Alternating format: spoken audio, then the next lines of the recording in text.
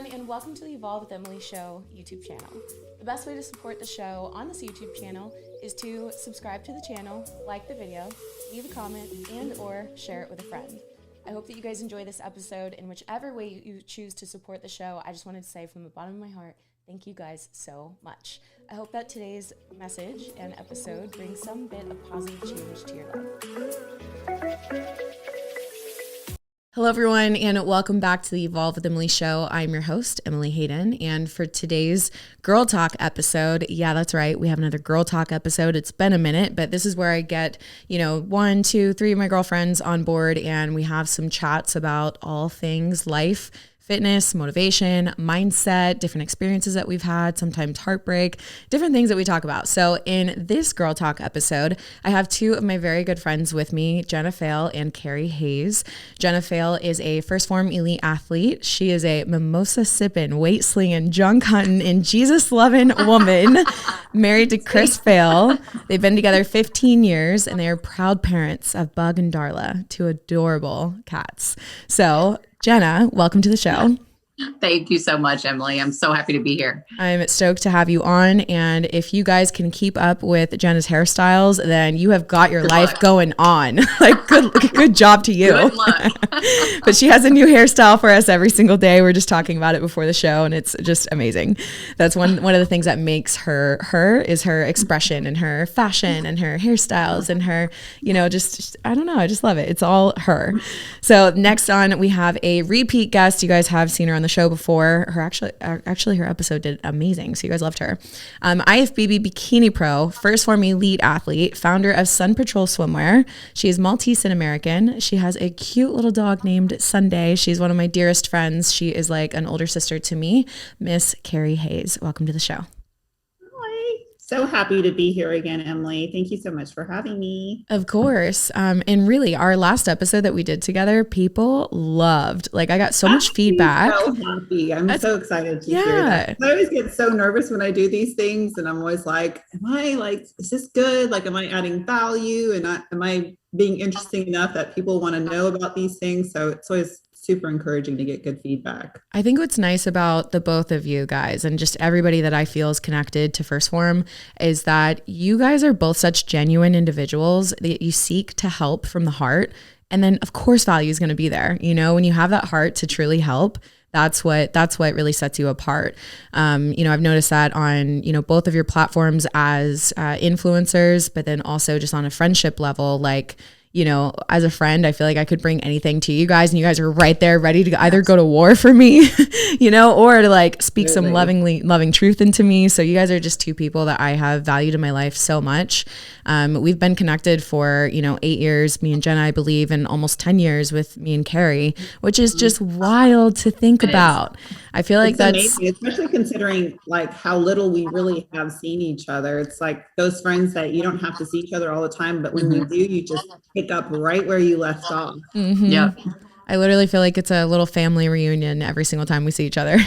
I was just telling Hannah yesterday, like, I know people see like online, like us doing all the really fun things, but like what they don't see is like our conversations off of social media and like that true friendship that we have where we know we can call each other anytime for any reason. And, it's far beyond just what you see on social media. Yeah. I mean, Carrie's done it a few times to me before where I don't say a word and she just calls, "Hey babe, how are you?" I'm like, Damn it. How do you know? How did you know? Yeah. So it's been really beautiful building, our friendships. And I think that's something that, one of our core values as individuals. And also I know with the brand that we're all with, First Form, is loyalty. And I think that core value of loyalty has been so active in our lives because, we have all stayed connected over almost a decade now. And I think that is what provides for true lasting friendship and these deeper connections that people really seek to have. And these days people are so quick to throw each other away, whether it's for, a mishap or an argument or when something just like doesn't go the way that they wanted it to go, whatever the case is, people are so quick to throw each other away. So in my life, I really value when people stick by my side through thick and thin, when they agree with me, when they don't agree with me. It's just so nice and so valuable to have that. And I think it's also, it stems down to like our core values of just always trying to better ourselves every single day. And you always have to respect and admire people that are like that, like somebody who's always working consistently on improving themselves in any aspect of their life. And that's something that I see like in you girls, and I see in a lot of the, our fellow first form athletes and team and everybody like that. Like they're always working so hard to become better people. And it's something that you just get so drawn to on like a deeper level. Mm-hmm. It is. But, I think, and I always say it goes back to just the golden rule of treat people how you want to be treated. And I don't want somebody to trash me forever or, throw away a friendship over something that I wouldn't want done to me. So I think always just keeping that very simple idea in mind, just grows the people around you and improves your life. And it's really been cool to see our own individual journeys of evolving, right? Because we've all competed. We've all had good seasons of it. We've all had some seasons where we struggled with our health and hormones and body image. So, now looking back at the last decade, it's like we've seen so many different versions of ourselves. And knowing that you have this place of like non-judgmental love and acceptance for wherever you're at has been just so valuable, I think, throughout this journey. So thinking back on your own journeys and all the things that you've been through in the last like decade or so, what is one thing that you feel really sticks out to you that you feel was a moment that just kind of felt like, I don't know if it was a failure or if it felt more like a loss or like a personal loss, where you felt like, having these friendships and this connection was something that really was able to help pull you through? What was that loss or failure like? And, how did your truest friendships and community really show up for you in that way? I would definitely say whenever I decided to get out of competing, and that was so hard for me because one, I had done it for years and years, but it was definitely like a part of my identity at that point. Like that was very much a huge part of who I was. And whenever I decided to really, listen to myself and my heart, and I'm like, all right, this doesn't make me happy anymore. I don't want to do it anymore. So I stepped back, but I stepped back into somebody who I didn't know who I was anymore. And I was going through, when you come off a show, your metabolism's crazy, your hormones are crazy. I was gaining weight. I wasn't responding to diet. I wasn't responding to training. I didn't know how to diet and train without being all in or nothing. And so being in that place, and that's a very bad mental place to be in. I very specifically remember we were at Andy's at one of our weekends. We were sitting at a table, Kerri, you were there. And I was just like, what do I do? And then realizing that Kerri, you had been there. I know Jenny was there. She had been there. And you guys like definitely helped me feel like not alone in it, that it would pass. But you guys were so honest. It scared me because you're like, it's going to take a few years. And I'm like, years? Like, I don't think I could stand this for another week. But sure enough, you guys were there the whole time. And just knowing that it was essentially normal for me to go through that period, getting off of competing and knowing that there was light at the end of the tunnel and that you guys were there for me through it, definitely helped. And now I'm where I'm at. And this is exactly the place I'm at today is where I wanted to be then. So wow. I just got chills. I just got chills listening to that, because I know so many people listening, and I do have a lot of competitors that listen, have experienced or are experiencing that exact thing. I remember going through that in my own way as well. Kerri, what about yourself? You're an IFBB pro. You competed for a long time. Did you have that like all in or nothing mentality? Did you, what was that like kind of growth phase for you? I think for me, like what was really challenging was the fact that, and I talked about this, I think on a previous podcast with you, is how I knew how to compete. I was so good at it. I was, like I knew that if I just put my mind into it, I could, go into the gym, do what I needed to do, diet the way I needed to diet. And I didn't know how to take that energy and transition it to other areas of my life, like business or relationships or career. And so that was a huge struggle for me. And having this community of people who supported that, you don't have to be 6% body fat all the time in order for us to love you. Like you can take that and put it in some other area of your life, such as a career. You can be successful in that area too. Like any energy that you put in, wherever you direct your energy and your thought and your attention is where you're going to grow. And so seeing that like, hey, fitness and this competition is no longer a part of my journey. I need to move to another direction of my life, especially as I got older. It was just so nice knowing that I had that support system that truly believed in me and accepted me regardless of whether, I was competing or not. And they would support me in what my next endeavor was in life. That reminds me of a video that Andy Frisella put out back in 2013, 2014. I don't remember exactly, but he put out this video saying like, we're tired of like what the fitness industry image is, right? They're only promoting like what people look like.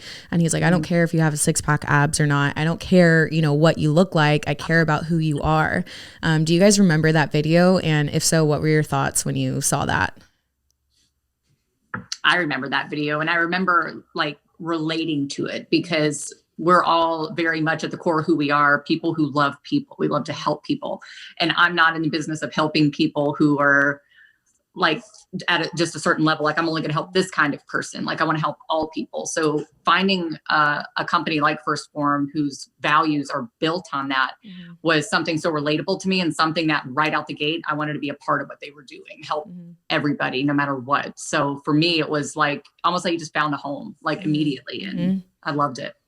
That's beautiful. And Kerri, what about you? Yeah, I would say, I think one of the things that stood out to me the most about First Form was how inclusive they were of everybody, no matter what your gender, your race, your body type, whether you were in shape, where you were starting out at life. They were so accepting. And I think that really is a super good testimony and example of what our brand really stands for, is that we really support anybody and everyone, no matter what your walk of life may be.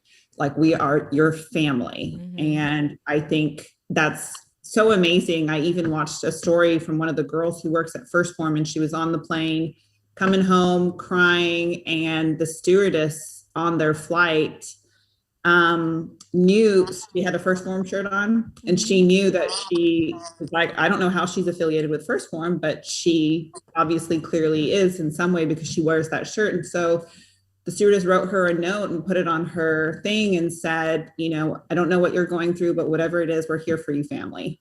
Wow. And it was just so amazing to see, because I've had experiences like that too, where I'll be flying and wearing a First Form shirt, and like somebody will see me wearing it and be like, oh my God, hi family. And I'm like, I don't know who you are, but this is so great. You know, so I think it's absolutely beautiful that, it's the name itself just makes you feel accepted into with whoever knows who First Form is. You immediately become friends, and it's just such a great experience and feeling to have. Yeah. I mean, name another brand like that. Like there is no other brand like that, where you can literally identify people for who they are by a logo on their shirt. Like that's what it is. That's the part I think that people, if they're not familiar with First Form, like that's the part that sets it apart from the other, really any other company on earth. But it's just especially that sense of family and that sense of like looking out for the other person. It's like no matter what they're going through, you want to be there for them because they wear that logo on their shirt or whatever. 100%. And I think it's because if you're a part of the brand or associated with the brand and you are not actively living out the core values that we stand by, you're going to get real uncomfortable real quick. People are going to let you the fuck know. Like that's just how it works. But yeah, just to echo kind of everything that you guys are saying, when I saw that video, I was just like, yes, finally, people that give a crap about who people are on the inside. Because where I was at, I was so tired of people just looking to gain something from other people and looking at the surface level of everything, right? How many followers do you have and what is the image that you portray versus who is the person and what is your character like, and how do you treat people? And so what I saw was them just caring about the real and the genuine art of helping people and actually giving a crap about other people. And so same kind of thing I felt. I was like, yes, this is it. This is my home. So, I think that it's great that a lot of people are able to find their home and their family and their friendships through this.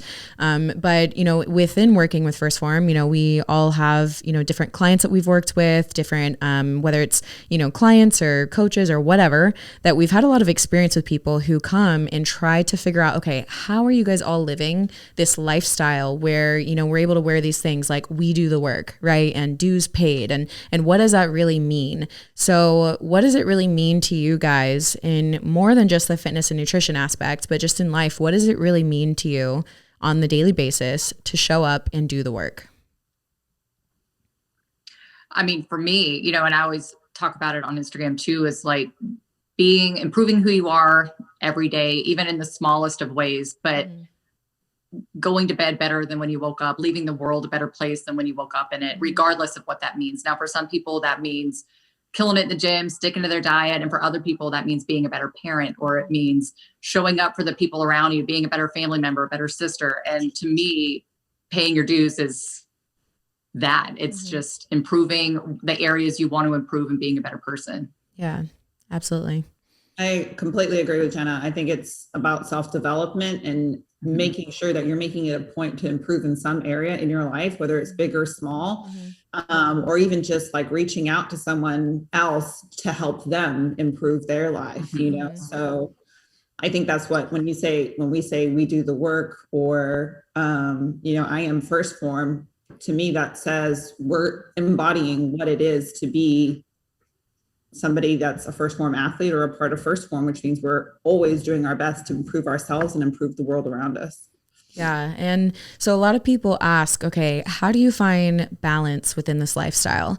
And if people are listening when this episode actually goes live, it is during the holiday season, but this doesn't just apply to the holiday season. It could apply to just any area of life, right? But how do you find that balance? And I think, you know, one thing, Jenna, that I've seen you share a lot on your platform is about that daily habits, and how the daily habits have actually created the life that you love. And it's, you know, the difference between habits and being on a plan. So can you kind of describe the difference between the habit type of living versus the on plan, off plan type of living? Absolutely. I mean, for years, obviously, I was very regimented on diet and training. It was all consuming, which it has to be if you're a competitor who's really looking to be competitive. And I loved it. I loved it at the time, but whenever I grew to not love it and I stepped out of it, I had a really hard time with learning, or like not learning, but implementing what I had learned in a way that was manageable and really just appropriate for day-to-day life. But just through the ups and the downs of it, the habits for me were essentially adding protein to every single meal, like simple little things. Like I told you before we started, I had a stale bagel for breakfast, but you know, I had a shake with it. Like, right. But a lot of times, like if you don't know like how to eat or nutrition, you'll just reach for that one item. Like you'll just reach for a carb. But through competing, I've learned we always need to have protein every few hours. So adding a shake with it, now I've got my complete meal.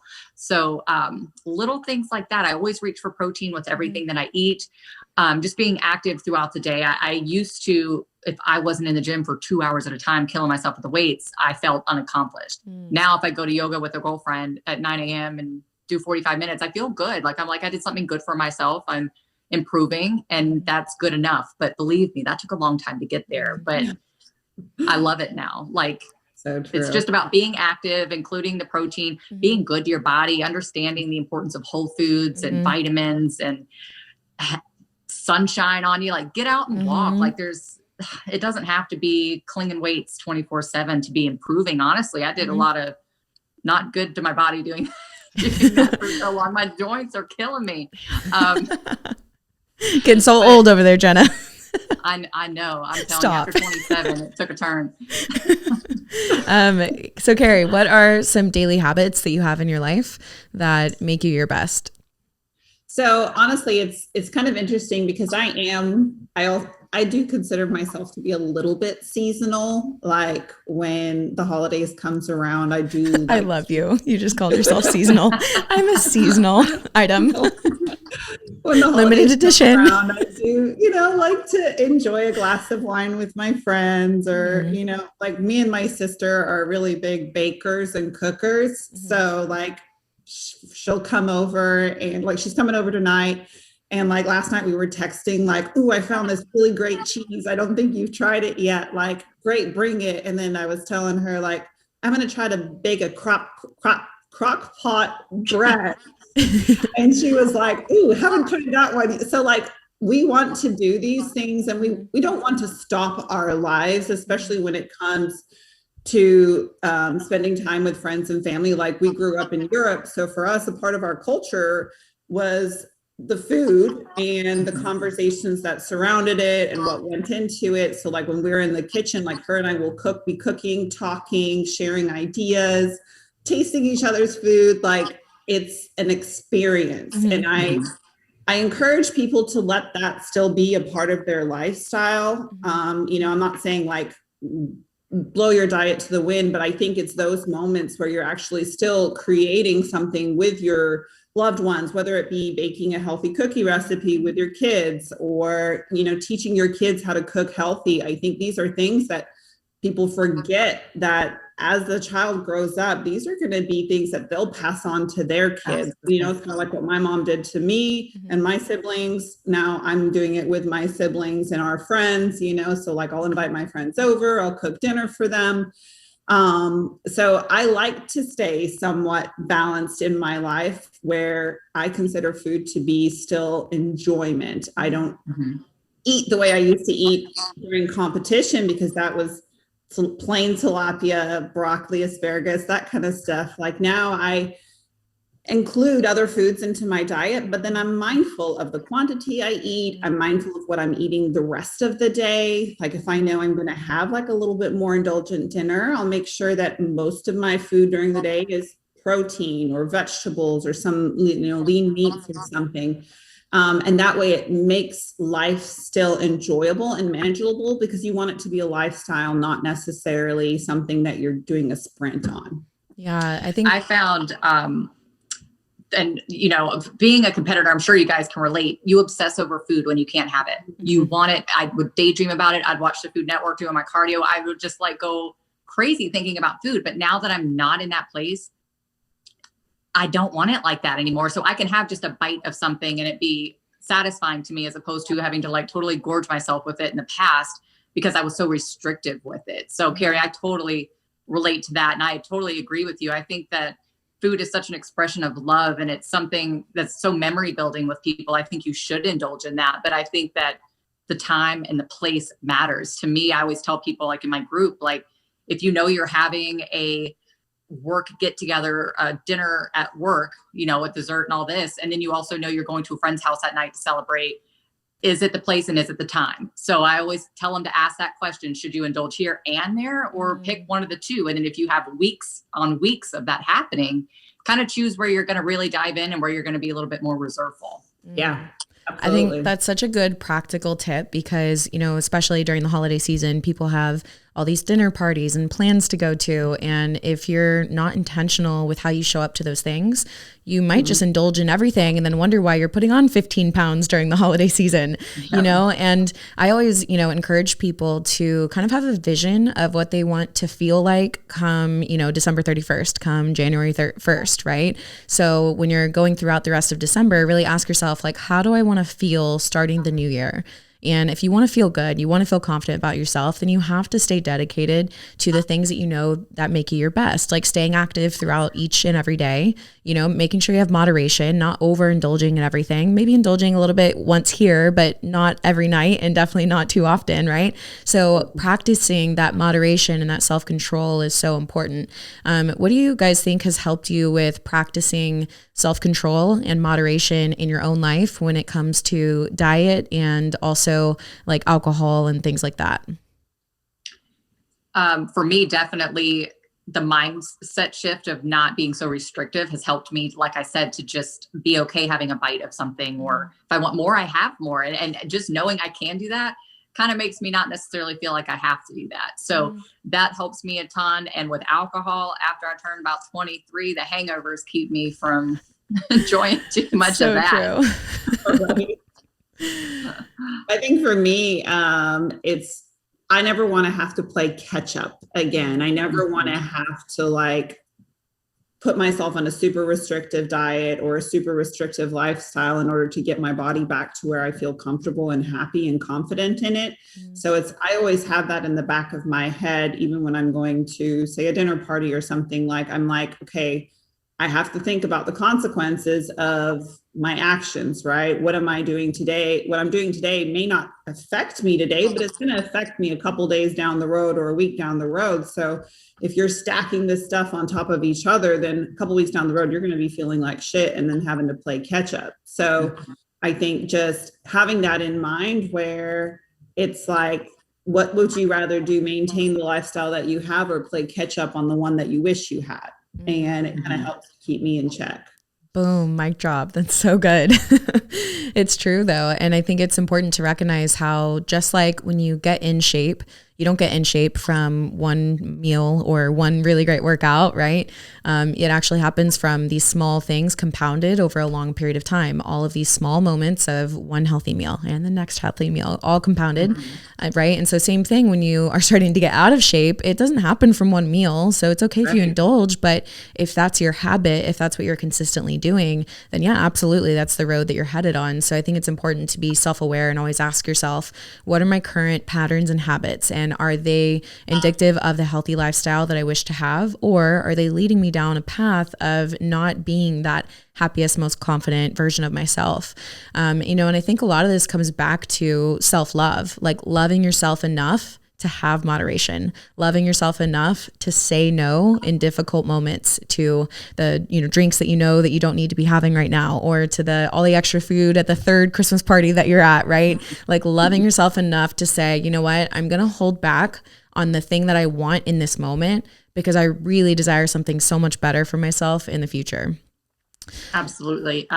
Something else too, I think this is just such a great way of putting it, is I always tell people to check their ratio.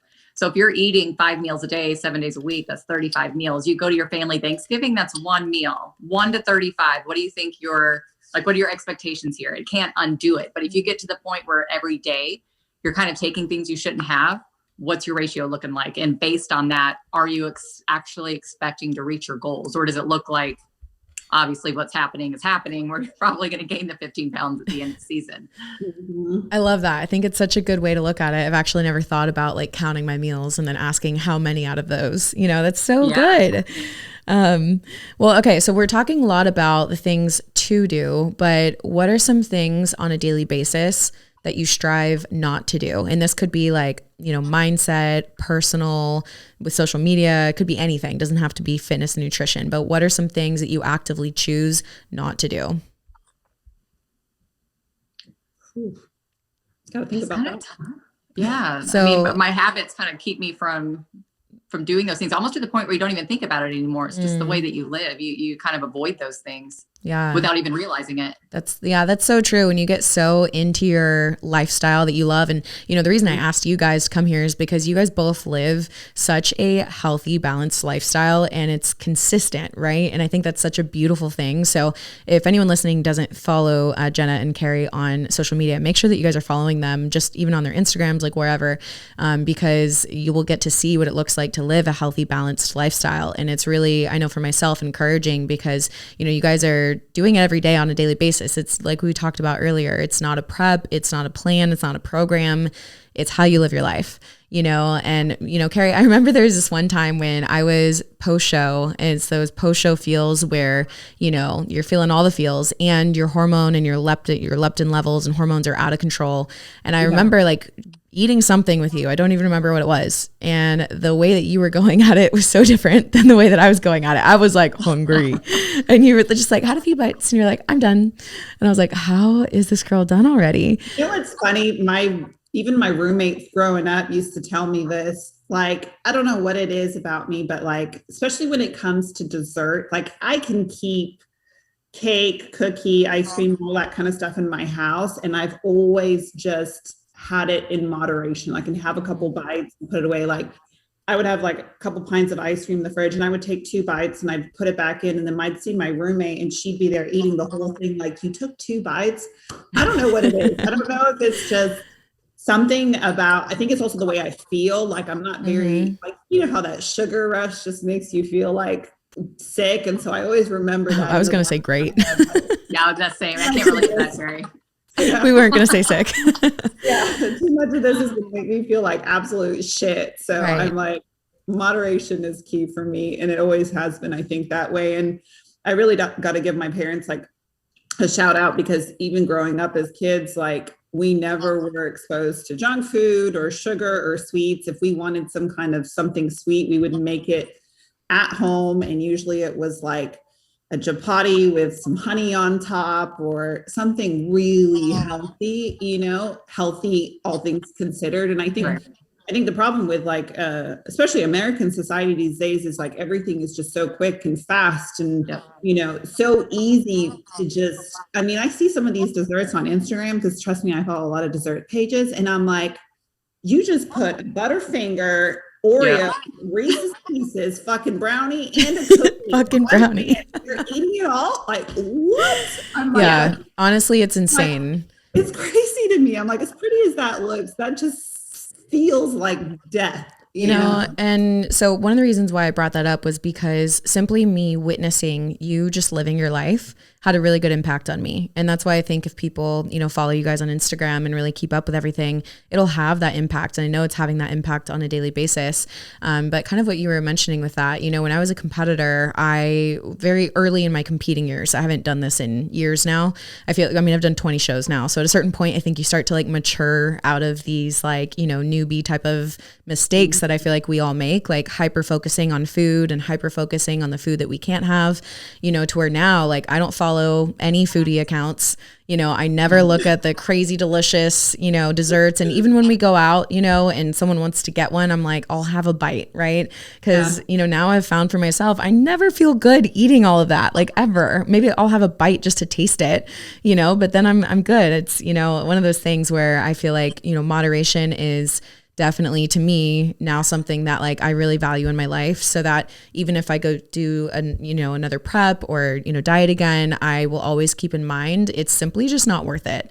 Because I think we all have had those moments where we give in to those indulgences maybe over time, and then you end up just feeling horrible about yourself.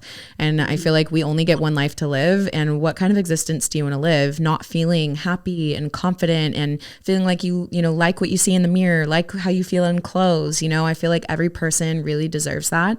And I feel like we've all been in a point where we didn't feel that way. And, it's definitely my heart's desire to help anyone that wants that help to feel happy and confident, because I just feel that everyone deserves that. Yeah. And I think like, especially when it comes to confidence, like confidence doesn't necessarily just portray in the physical aspect of your life about how you feel physically when you look in the mirror, but confidence affects other areas of your life as well. How you perform at work, how you, engage with your friends. I think a lot of people, when they don't feel confident about themselves, they're not as open to communicating or meeting new people and things like that. So you kind of start to miss out on these other really great aspects of your life when you don't have that confidence. And it does start, within, like, I even think about when I got my boob job. We can talk about this, right? Yeah, of course. Of course. I got my boob job. No kidding. Like before, like I was just a very skinny girl. And so I had a lot of like fluctuations, like one day they were big, one day they were small. And so for me, that was a huge cause of insecurity for me. So when I got them and they stayed pretty consistent, it was such a confidence boost for me, because then I was no longer, one day I felt good about myself, one day I felt bad about myself. And I think dieting and I hate the word diet, but like your lifestyle eating habits are kind of work in the same way. If you're feeling good about how you feel, like as far as your health goes, then you have that consistent level of confidence versus one day you have a high and one day it's a low, and I think it kind of works in the same way.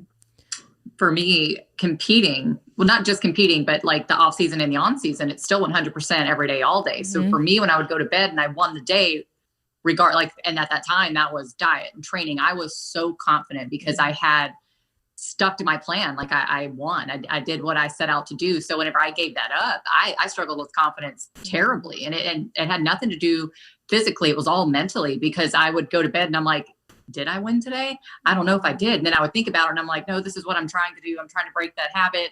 But then you just kind of lost. So for me, that took a long time to get it back. But I mean, when you are confident, it just spews over into everything. You're a better wife, you're a better worker, you're better at everything. Yeah. I think this is such a great topic to get into, because I think a lot of us are very high performers, high achievers. So, what are your thoughts on high performers and achievers who, like you're mentioning, Jenna, like your measure of success, your measure of winning the day used to be so focused on like the gym and dieting that when you didn't have that anymore, meaning when that wasn't just like your sole purpose and focus, how do you start to feel accomplishment? Because I know in my own life, I've definitely struggled with my measure of accomplishment and success by the end of the day if I don't do these grand things, right? So how do we as high achievers and performers make sure that we can still have that feeling of accomplishment, even if we don't create some crazy thing that day or get some crazy lift in, right? Like, what is that measure for you guys of how you win your day and how you feel good and accomplished about it? Honestly, for me, it's, I don't know if this will help anybody, but it kind of just came to like making a good memory, making something that was worth living for, whether it was having dinner with my family. Like that was a great day, or going on a date with my husband and having an amazing time. Like that's something that it was just being able to look back on something and enjoy it and be present in the moment, because in competing, I wasn't present for a lot of the moments. I was constantly worried about, when am I getting to the gym? What is this? Like, how many calories are in this? And it's just so consuming. And I wasn't present for a lot of it. So for me, it really just became being present in the day and doing good things, like regardless of what that meant. So I would say my measure of success is when I'm 80 years old, I can look back and be like, wow, that was good. You know? Wow, that is so beautiful and is speaking to me so much, because I always feel like, you know, if this is our last day on earth, how do we want to spend it? And so what you're mentioning, I think, can really help those that feel like they need to create and produce in order to feel good. It's really like, hey, if this was your last day on earth, did you make your last day count? You know, and like having that memory would make it so worth it. Like just appreciating the memory that you do have, like this podcast with you guys. I love you guys so much. And this makes me so happy to be able to do this. It brings light to my day. So like, this is my measure of winning and success for the day. Yes, that's it. Kerri, what about you? I think for me, and this is something I think a lot of us struggle with, is comparing ourselves to other people on social media. You know, like whether you intend to do it or not, it becomes a subconscious thing where, you know, you see somebody's highlight reel and you tend to think like, oh my God, they have it all together. They're so smart. They're so pretty. They have a wonderful marriage. They have a wonderful life. And it can really kind of like eat away at your confidence. So I always try to remind myself, like, get off your phone, stop worrying about what other people are doing, and work on the things that you can control in your life to improve yourself as an individual and just become a better person. And so that's something that I've been learning a lot. Like, you know, insecurities, you bring this insecurities upon yourself by comparing yourself with other people. And if you were to just, I mean, think about the world before social media, a lot of people just had to feed off of their own energy and their own drive and power to be confident about themselves. So if you take yourself back to that, where it's nobody else cares, it's me. What am I going to do today to make myself feel good about who I am and what I've accomplished and what I've achieved, and then make that step every single day? I think at the end of your life, you'll look back and you'll be like, wow, I really did give it my all. Like what Jenna said, like I really was present in the moment. I was really giving my 100% attention to whatever it was that was in front of me at that very moment. And that's something I think we just need to remember to do, and get off social media every once in a while and stop believing that everybody's life is perfect, because it's not. And just appreciate what you have in your life. Work on the things that you can control, work on the things that you know are in your power to do better. And then truly just let God take care of the rest. Yeah, absolutely. And I love what you're saying there, because I think too often we can allow the noise of outside opinions and the noise of outside perceptions to kind of confuse us, to kind of water us down, and to make us not clear on our path of where we're going. You know, I tell to people anytime that they're lacking clarity, check on all the noise in your life. How loud is all that noise? How loud is your social media feed, other people's opinions inside of your head? You know, what are the things that you're consuming? Turn all of that off, because people are like, oh, I can't connect to God, or I can't hear him, or I can't connect to myself, or whatever. And it's like, well, he might be talking, but everything else is so loud that you can't hear it, you know? So what are some things that you guys do to practice either mindfulness or like disconnecting? Like, what are those things that kind of bring you back to yourself and allow you to have that like clear, calm, peaceful center? I mean, for me, honestly, I don't know. This might just be easier for me. Like I take social media, honestly, with a grain of salt. I don't think that much of it's real. So I don't let it really affect me, because it's just an app. Just delete the app. Like if it's getting to you, and then focus on your house, like focus on the real things. Because honestly, anytime I even get trolled, and honestly, I don't get trolled that often, I just tell myself, like, if it's a DM, like I literally tell myself, like, that was a bot and they probably sent it to 500 people. That's awesome. Like, so I just delete it. Like, no part of me thinks it's real. Like, maybe it is, but me just telling myself that it's not, like, I mean, truly, it just doesn't bother me. I don't know.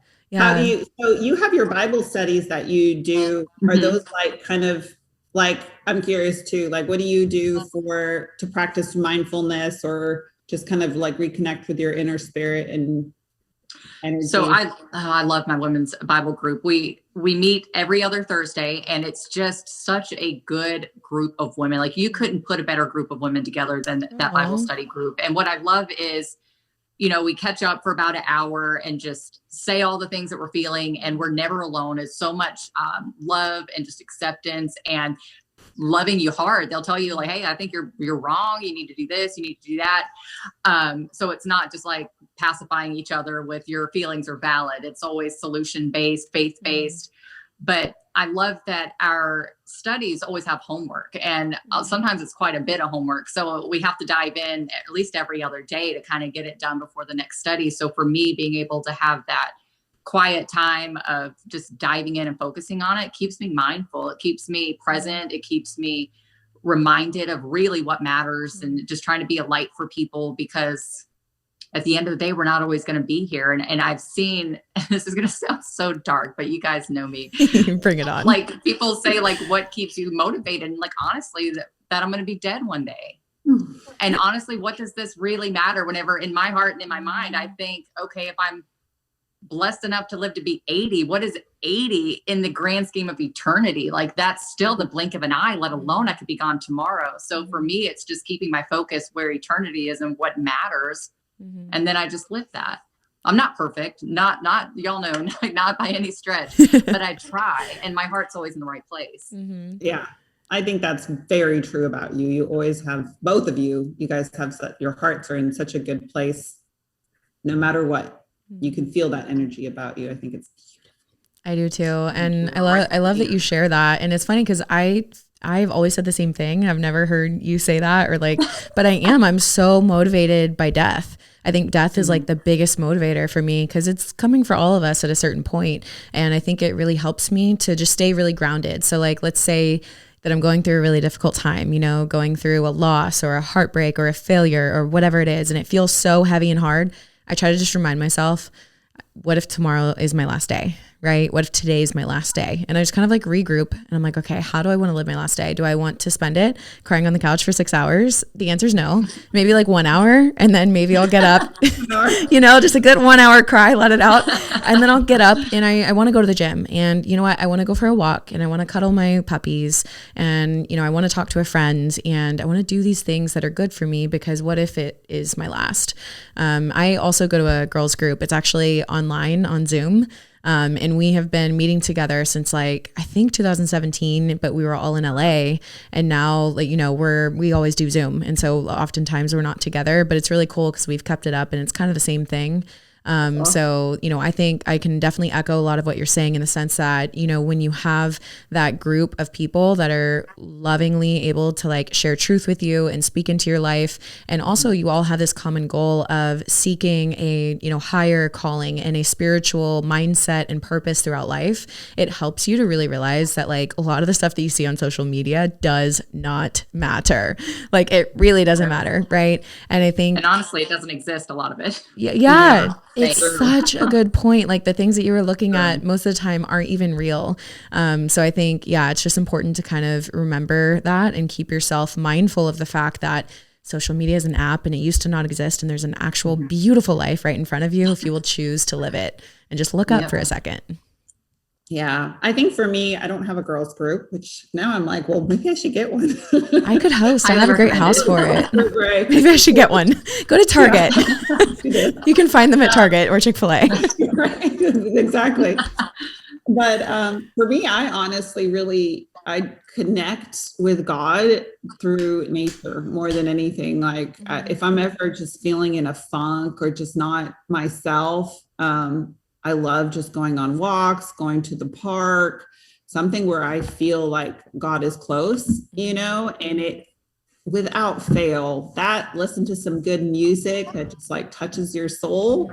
And then getting in a good workout too, that always helps. But those are like my ways of just kind of like healing myself and reconnecting with, the higher power and the person who is in control of our lives. And then it also helps like manifest gratitude. Like you start walking outside and you're like, God, it's a beautiful day, or, like look at that beautiful flower, or there's freaking baby ducks in the river, whatever it may be. Like it just, like it starts to bring up gratitude. And once you start speaking that gratitude, then you start feeling better. Your life starts getting better. And then you start thinking about all the things that you have to be thankful for. And it kind of just washes out the things that you feel like, okay, maybe they're not perfect in my life, but look at all this stuff that I do have that I have to be so thankful for. Yeah, I know gratitude has been a big motivating factor in my life, because when things are really good, it just reminds me to stay really humble about it and really grateful. And when things are really bad, it helps me to see that it's not all bad. And I think sometimes that's all you got to remember, is that it's not all bad. Even if you are experiencing loss or heartache or failure or whatever, one of those negative, hard things that we all go through, just recognizing that that's not all that's a part of your life. But if you focus on that, you'll create more of that. So I always encourage people to like just kind of switch your focus, switch your focus to the good, to the positive, to the love that is existent in your life, even if it's not romantic love or a mother love or a father love that you're desiring. What other love is present in your life? Because I really believe that at each moment in time, we're given all that we need.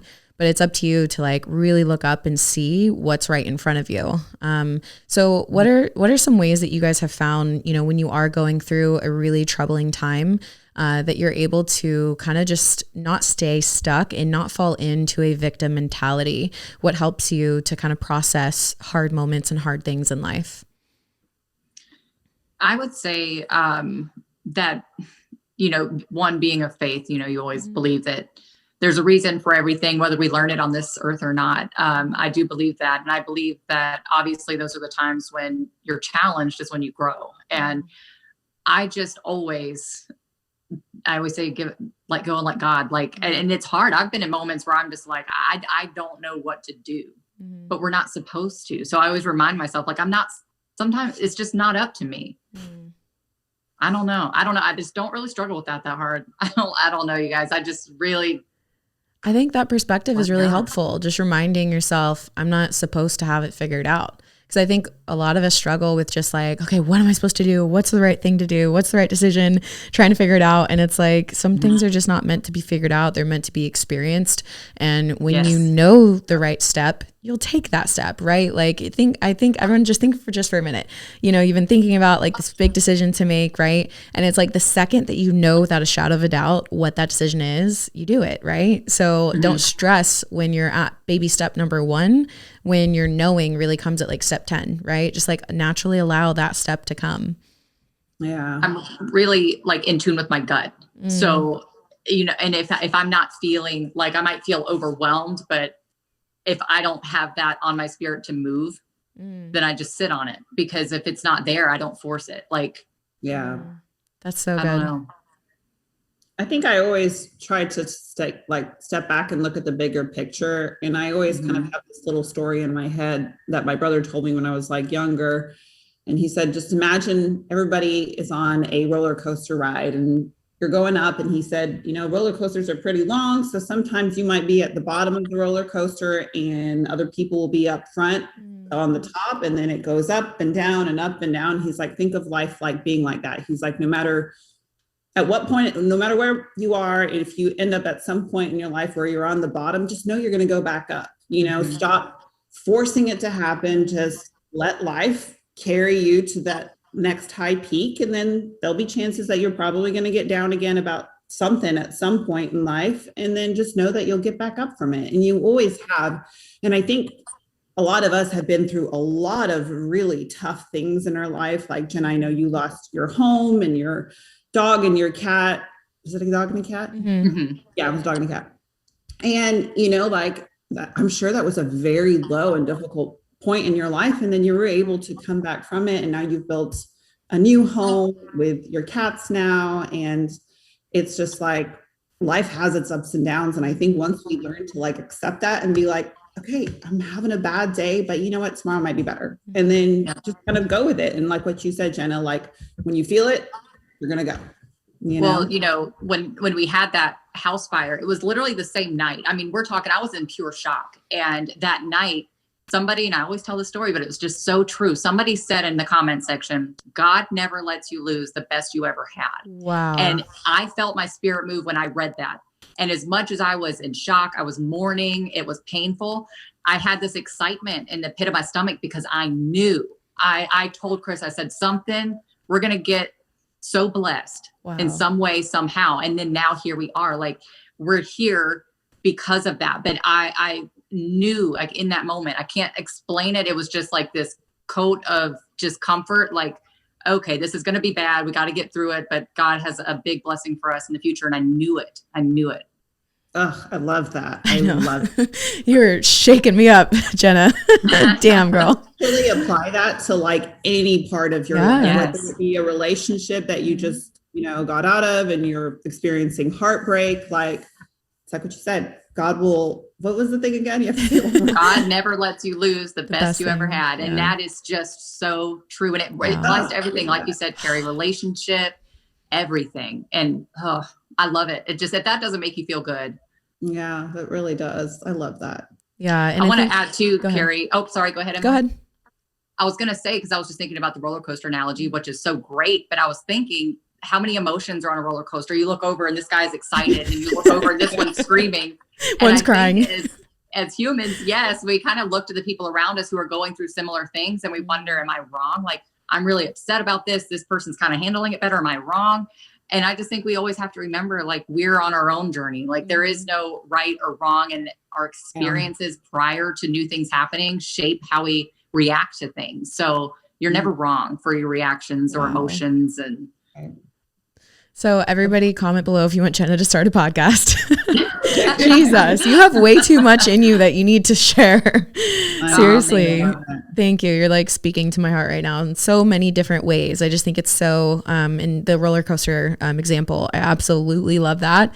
And I think it's true. I think sometimes we judge ourselves for either what we're going through or how we're dealing with it, or we judge ourselves for like, oh, how could you go through this same thing again? How could you choose to ride the same roller coaster? Right. And the truth is sometimes you got to ride it a few times and feel it out. And once you do, you're like, oh yeah, I still don't like that thing. Right.